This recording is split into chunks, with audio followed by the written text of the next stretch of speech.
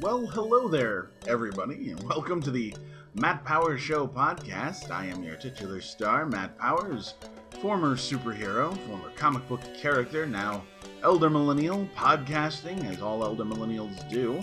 Welcome to the show, my friends.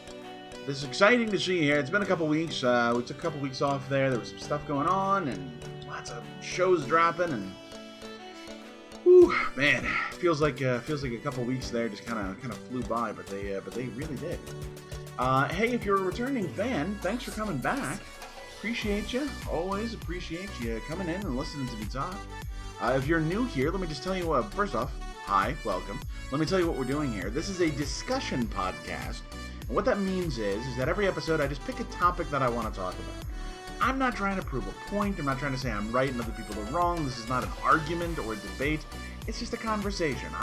There's something on my mind. I want to talk about it. And I'm talking about it on the internet, hoping that somebody out there is listening. That's all that matters. And today's topic, I want to talk about Ghostbusters Afterlife, which just came out in the theaters on last week on Friday. I went and saw it with my 10-year-old son. Guys, I am in love with this movie. Okay, first off, I thought it was a really good film. Understand, I have been a Ghostbusters fan my whole life. Okay, I'm pretty sure it was the very first movie I saw next to Herbie the Love Bug, and Ghostbusters was on TV after that, you know? Like, I distinctively remember being 2 or 3 years old watching Ghostbusters. So it is definitely one of the very first movies I remember seeing in my entire life. I have watched it a bazillion times. That is an accurate, actual number, and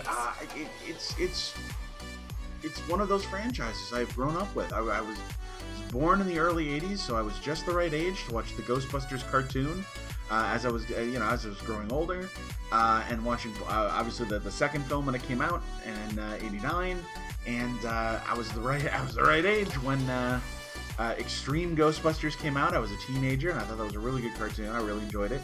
And then I was the right age again when the video game came out, which is essentially Ghostbusters 3.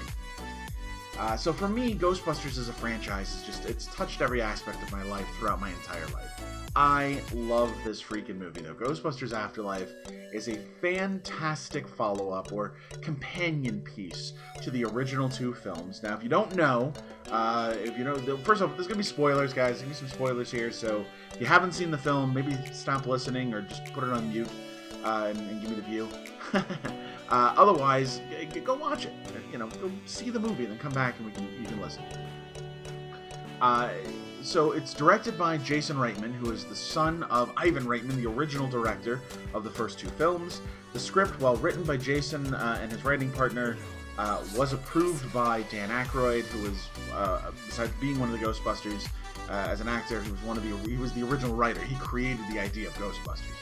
So we have the sign-off from him.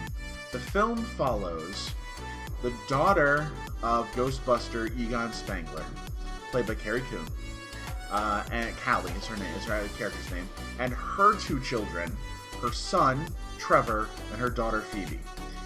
They're poor. They're getting evicted out of their house or their apartment, and they find out that her father has died.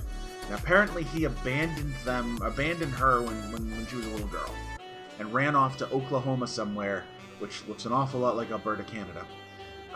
And went off and he became a dirt farmer and has this old house and stuff. Well, obviously that's not what really happened, right? He goes off because there's stuff happening and he's got to try to protect the world. But we don't, over the course of the film, we'll find these things out.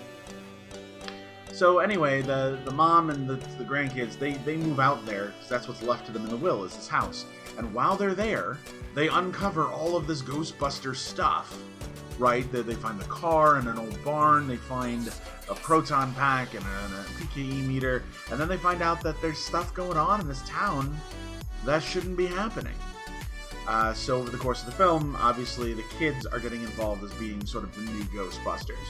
It is truly remarkable. If you're a Ghostbusters fan, this film is truly remarkable. By the way, that'll end the spoilers. No more spoilers after that. If you're a fan of Ghostbusters, this film is truly remarkable. Yes, there's a lot of nostalgia winking. There's a lot of, ooh, haha, look at that. That reminds you of this and that reminds you of that. But you know what? As a Ghostbuster fan, I wanted that. It's been 30 years, guys. I wanted a movie that paid a lot of praise to the original two films. Now, I will say this. I know a lot of people out there did not like the 2016 reboot film. That's fine. You know, if you don't like it, you don't like it. I happen to enjoy it because there was more ghostbusting in that episode, or in that movie, than there has been in the other two films combined. It was a lot of ghostbusting, which I really appreciated. Yeah, the film's problematic, and there's a lot, you know, that film in particular had a lot of issues with comedy and with the story, but we're not talking about that film anyway. But I liked that even in that film they sort of paid homage to, you know, the other movies. But this film is a true companion piece that takes place 30 years later, and it is a passing of the torch in a way that only Jason Reitman really could do. In fact, after I finished watching it, I saw it with my son and a buddy of mine, and my buddy turned to me and he goes, "Is it just me, or did that film feel Spielbergian?" And I went, "Oh my god, it did." Jason Reitman managed to evoke Spielberg in his directorial vision of this film, which I was blown away by. I really was. Anyway, so movie comes out, really enjoyed it, but what I was really excited about was that my son loved the movie. My son would turn to me, you know, at the end of the film, and he goes, "Oh, they got to make a sequel." I said, "Yeah, they should. They really should. That was really good." And he goes, "Dad, they've got to make a sequel." And I'm like, "Do you want to go home and watch the cartoon?" He goes, "I think I do." So I was like, "Yes! All right, gotcha, kid. Now you're a fan." I'm really excited that he liked it. And he's really, you know, I'm the target audience for this film because Jason Reitman made a film that is going to make 40-year-old men weep because they love this franchise. But also my son is another target audience for this movie. They, you know, kids, sons and daughters of all ages, to fall in love with Ghostbusters for the first time. The fact that the main characters of the film really are the kids and not the adults. So the adults are main characters and they do stuff, but their story is second to the story. It's really about the granddaughter, Phoebe, who's 12. And she's really, like, her character is Egon reincarnated. Not actually reincarnated. Okay, I'm just using colorful language there. Please don't think it's not a spoiler. She is just like Egon Spengler in her mannerisms, in her attitudes, in her thirst for scientific knowledge. And Grace McKenna, who plays the actress who plays that character, she is going to be huge. She already has done so much. She already is a great actress at that age. When she is in her 20s and 30s and 40s and 50s, and 60s, she's going to be the next Meryl Streep. She really is. Guys, this girl she blows my mind how good she is. So good. She is worth the price of admission. Even if you don't like Ghostbusters or you think it's silly, go see it for her. She will blow you away at how good of an actress she is. Okay, I'm truly a heartfelt thank you to Jason Reitman for making this film. Yeah, I can't help it. I'm at this point I'm just babbling, right? I'm just gonna glow it. But I wanted to talk a little bit about it. And I just wanted to say how great I thought this film was. Have you guys seen the movie? Leave a comment below. Let me know if you've seen the movie. Let me know what you thought of the movie. Hey, guys, you say whatever you want. If you didn't like it, if you did like it, if you have criticisms of that, there's some criticism of this film, too. I'm not saying it's perfect. There's a lot, there's a couple of things I would criticize, but we won't do it here, because it's too, I don't want to do any big spoilers this close to when the film was released. Give people a chance to watch it. But, yeah, there's some story structure issues with this film. I've heard a couple of things people have said that I was like, oh, that would have been a better choice. Yeah, okay.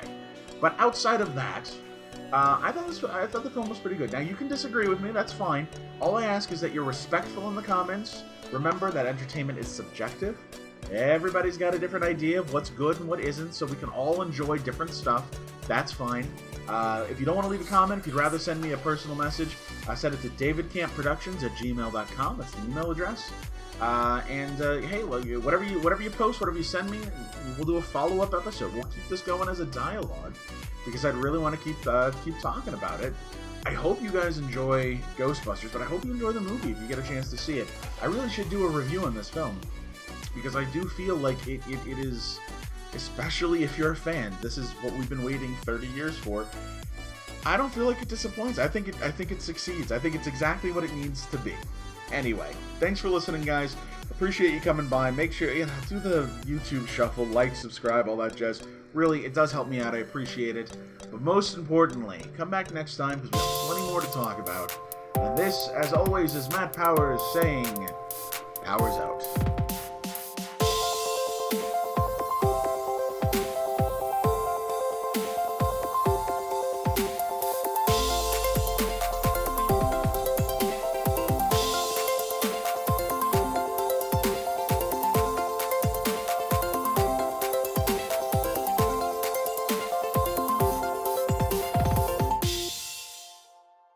Through the vortex!